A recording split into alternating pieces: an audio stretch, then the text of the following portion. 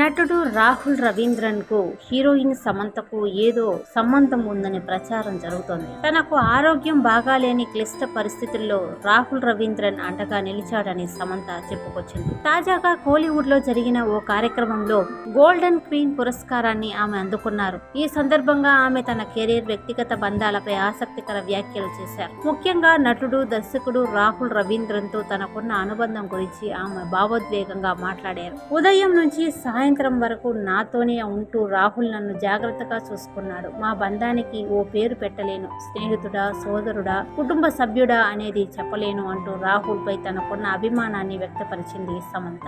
అభిమానుల మద్దతు తన అదృష్టమని, తన కష్టం, లక్ వల్లే ఎంత ఆదరణ లభిస్తుందని సమంత పేర్కొన్నారు. ఇక తన సినీ కెరీర్ గురించి సమంత మాట్లాడుతూ, మనం తీసుకునే ఒక్క నిర్ణయాన్ని బట్టి కెరీర్ ఎలా ఉంటుందో చెప్పలేం. తెలిసి తెలియక తీసుకున్న నిర్ణయాలు ఎన్నో మన ప్రయాణంపై ప్రభావం చూపుతాయని సమంత అన్నారు. ఇదే కార్యక్రమంలో పాల్గొన్న దర్శకురాలు సుధా గొంగర సమంతపై ప్రశంసలు కురిపించారు.